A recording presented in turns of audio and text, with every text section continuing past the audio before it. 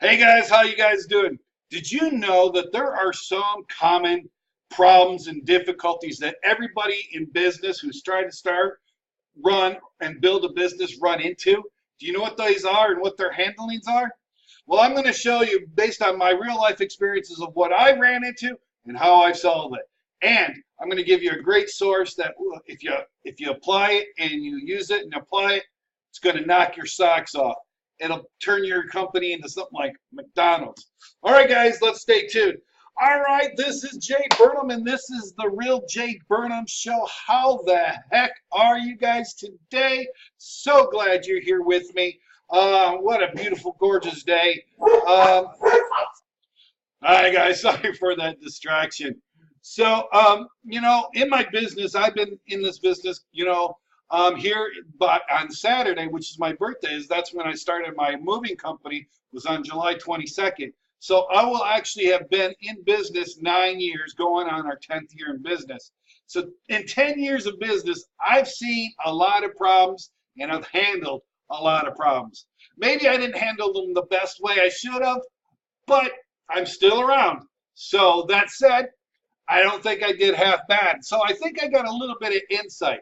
And when I talk to other business members and in my community, other business leaders and owners and stuff, I found that there's a few typical difficulties and problems that these guys have that we all have, and we might have a different approach to solving the problem, but the problem gets solved pretty much very similar.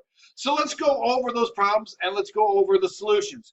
But before we do that, there's a book, and I did a review on it when I first started these videos. It's called The E Myth. The E Myth is definitely a book. As you can see, it's written by Michael Gerber. I definitely suggest you guys do it. This book has been a godsend for me, and I'll really relate to you what problems you are having in your business and how you can solve. And if you follow the techniques and solutions and everything that's in this book, he will show you how to become a business like McDonald's so that you can franchise you out or partner yourself out, whatever. So this is good, and I've actually been starting to implement a lot of this stuff here. But some of the problems that I'm going to be talking about are actually addressed in this book. So guys, if you don't have the book, go to Amazon, pick it up. I'll leave a link in the description. If you do buy it, please buy it through my link, because it will give me a little bit of a small, very, very, very tiny commission, which will help me in with these videos. So if you'll do that for me, awesome. If not, that's fine too. All right, so let's go over some of the biggest problems I know that people are having are hiring and training staff members. Now, I've gone over, how to find guys and how to, where to find them, what to say as far as, locating them and actually getting them hired. But after they're hired, then it's like training them and getting them to stay. I'm in a very blue collar network job, so we get a high turnover rate. It's like McDonald's; they get a high turnover rate. Just the nature of the beast.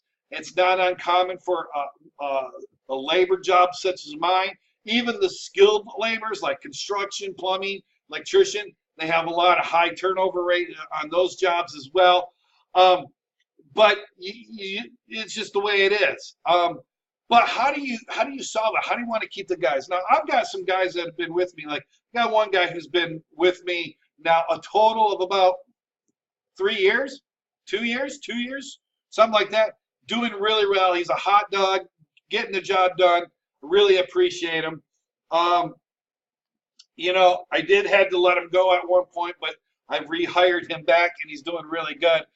So one thing is you've got to build up. You got to become being a good manager. You got to learn how to find your leadership skills. You've got to learn the leadership skills. One of the things I'm learning is I got to learn to be a friend as well as a leader at the same time.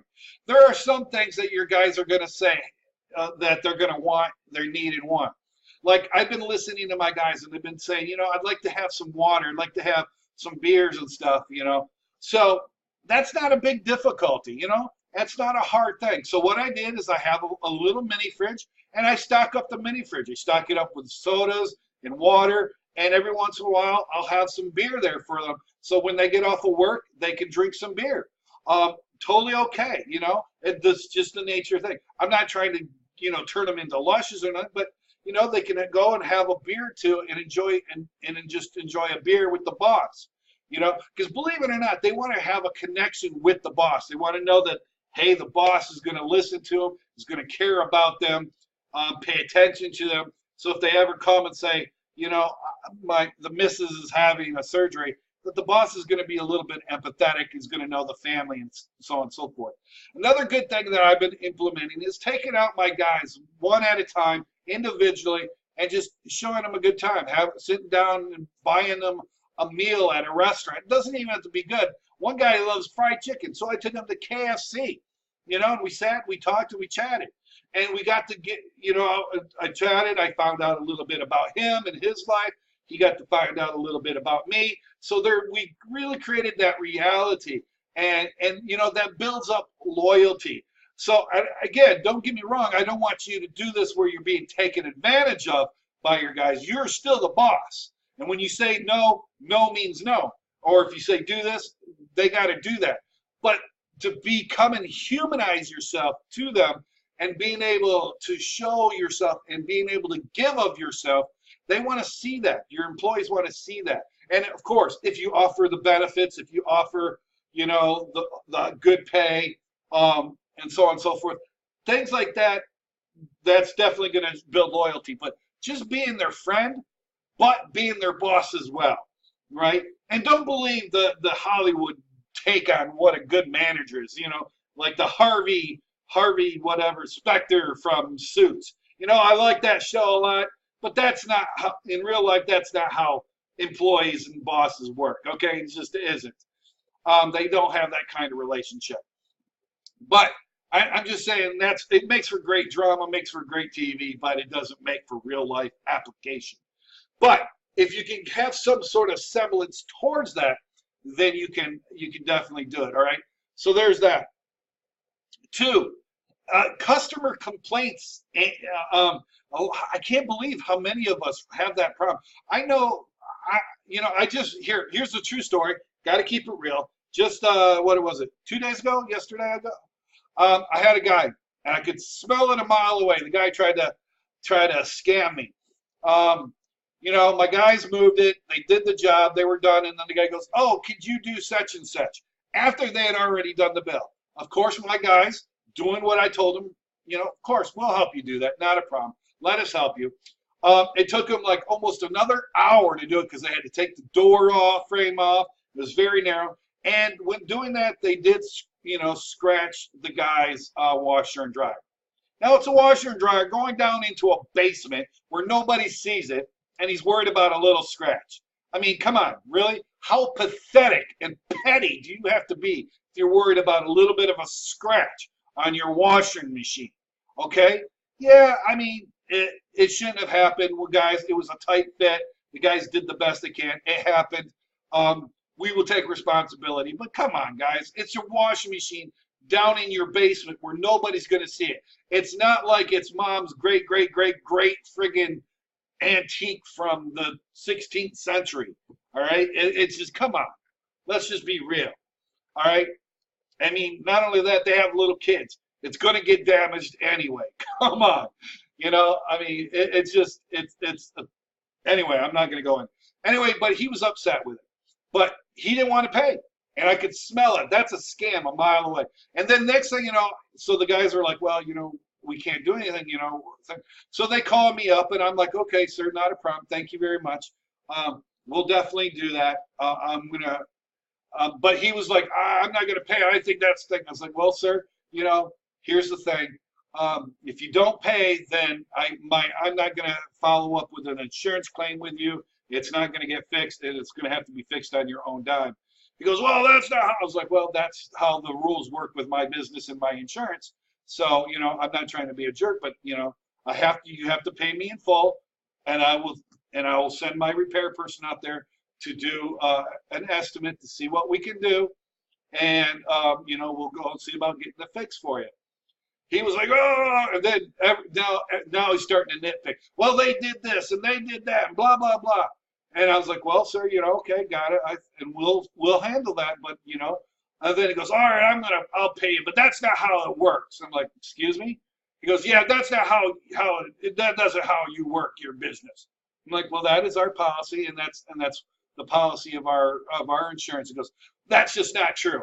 That's not true. I know better than that. That's just not true. I was like, well, sir, thank you. But if that is how it is, and I'm sorry. Well, I don't believe what you say. I was like, are you calling, sir? Now he's starting to call me a liar. And then he starts saying, oh, well, how long you been in business? I've been very good at that thing. I didn't yell at him. I kept my cool. But I definitely let him know, hey, sir, you calling me a liar, calling into question my qualifications and experience. It's inappropriate.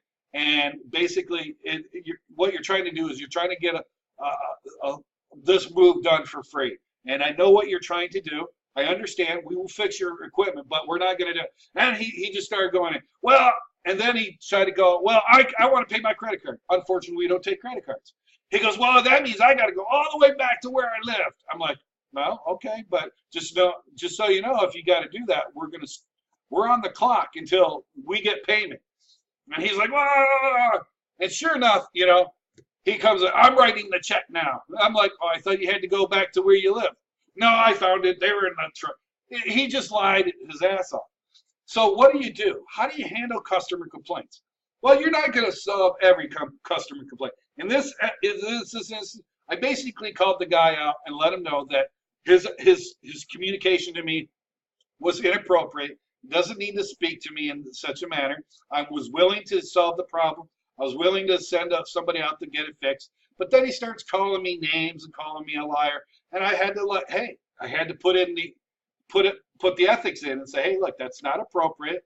I'm not trying to stop you from doing this, but this is how it's going to be, and he just kept considering on. He ended up did give us a check. I'm wondering if it's going to bounce. If it bounces, then it's in my, then I'll have a record of a bounce check. And not only that, it's on my contract. If he does that, I'm going to sue for 3 times the amount, which will mean his move will end up being around $2,000. So it doesn't behoove him to do such a thing. But the point is you just got to be very courteous, very understanding, try to get down to the point. Some people are going to try to scam you. I did a video on that the other day. This guy was trying to do it. I smelt it a mile away, and I knew there was no way I was going to get any kind of good recommendations. So the best thing you can do and hope for is just to be very courteous and polite.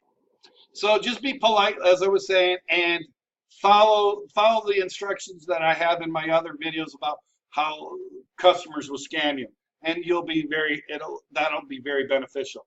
The other one is brand and reputation management. Basically, this is like what happens when somebody leaves you a bad review or something like that, or maybe you have a bad newspaper article, so on and so forth. Well, there's an old industry, public relations industry standard. You gotta publicize the good news. Actually, there's an old saying as well. There's no such thing as bad news. I'll tell you what happened. About 3 years ago, I had my neighbors didn't like that I was running a business out of my home, even though the house had already been grandfathered in, already had a business running out of it. I moved in just specifically because it did. I verified it. It was all good, but the neighbors didn't like it. They never, not once, said a word to me, not once. But they complained to someone knew one of the council members of the city, and so they complained to her, and they had the police throw me in jail for a couple hours, and so on and so forth. Not once did I get an email, a letter, someone knock on my door, a phone call, a flyer, nothing. Now, no one said a damn thing, right? Not one person.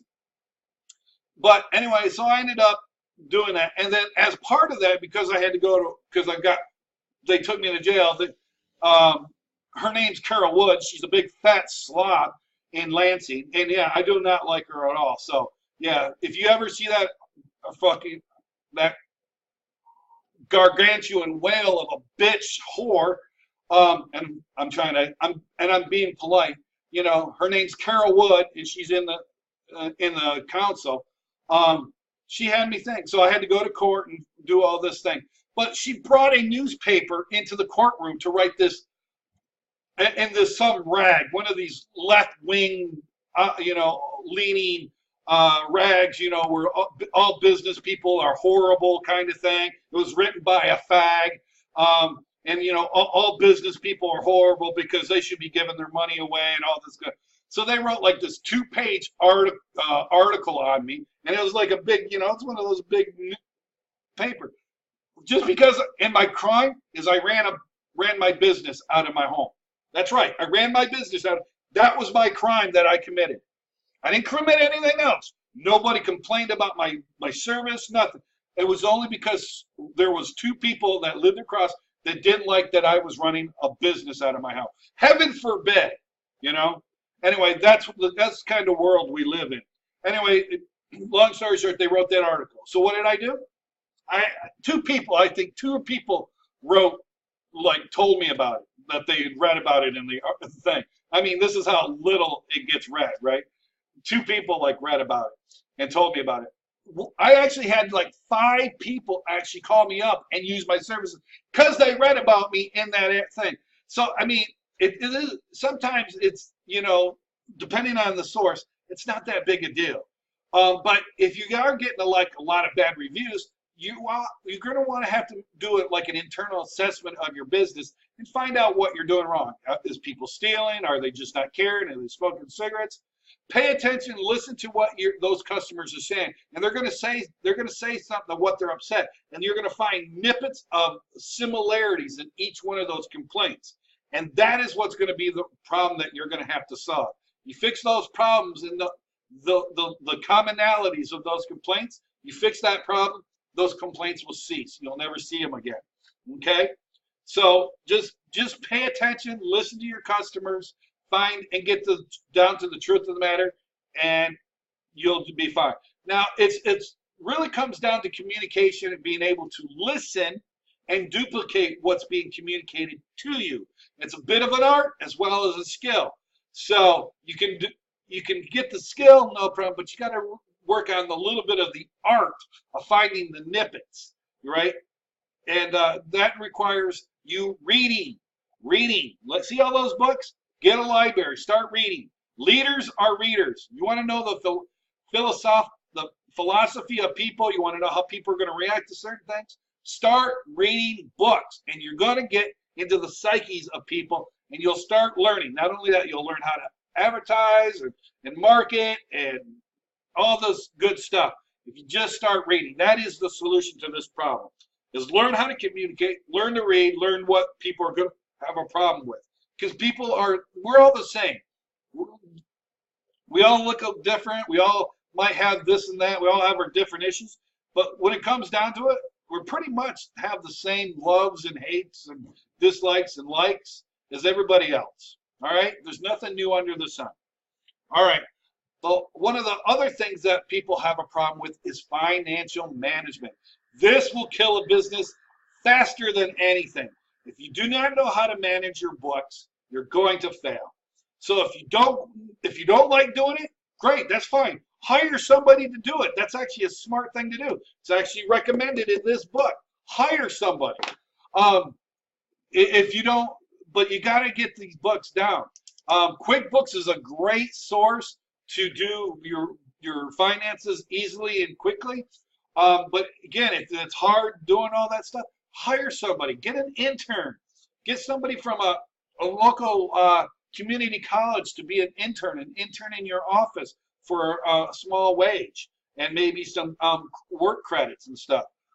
All right, so there's a lot of solutions out there. Get a family member who likes working with numbers, or it doesn't take a lot, right?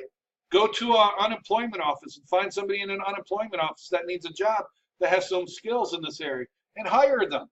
All right, it doesn't take a lot of imagination to find these people, right?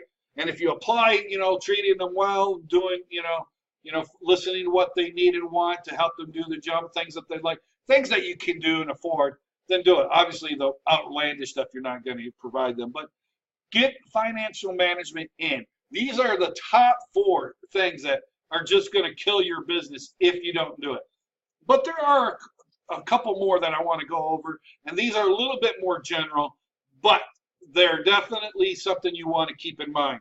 You got to learn to delegate. Remember financial planning I was telling you? You got to delegate. If you don't like doing something, great, then don't do it.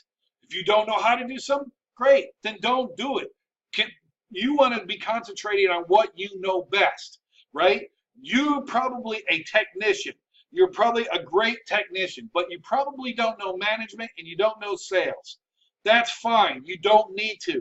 Hire a salesman and hire a manager and put the manager in charge and you be. Let's say you're a baker, right? You're the best bakery. You're in a bakery and you just feel stifled. You want to open your own bakery. So you open up your own bakery. Well, guess what? Not only are you the baker, you're the chief bottle washer, you're the financial manager, you're the hirer, you're this, you're the that.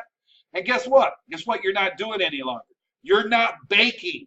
The thing that makes you happy is baking, and you're not baking. So why are you not baking? Because you didn't learn to delegate. You didn't learn to hire the person and put somebody in those positions that you don't like or don't have the skills or knowledge to handle effectively. Hire somebody to do it, put somebody in those places, delegate. And then you can sit back and be the best baker in the world. See how that works? It's awesome. Another thing is not knowing what you don't know. And trust me, people, there is so much that you don't know. And the fact that you don't know, that is the very definition of arrogance and pride. You got to put that aside and realize, man, there is a lot of stuff I don't know, right? Got to get rid of that pride. Got to get rid of that arrogance and just be and concentrate on being the best baker or the best mover or the best leader or the best YouTuber or whatever it is that you're doing that you can do well. Be that best and then hire somebody to do it. That doesn't mean you take your thumb off the pulse and find out what's going on. It just means that you're going to concentrate on that and then you're going to spend a little bit of time making sure everybody's doing their job and doing their jobs right. Okay? Make sense? All right.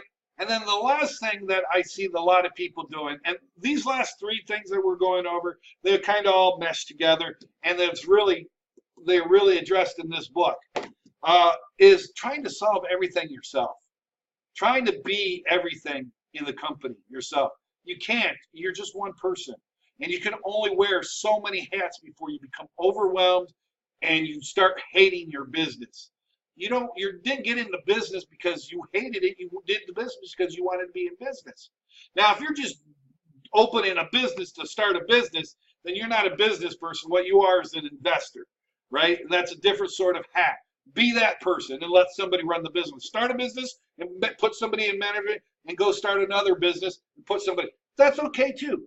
And just be honest with yourself, but don't try to solve the problems, right? That doesn't mean you take your eyes off the prize. It just means you delegate, you be what you're good at, and stop trying to solve the world's problems, all right?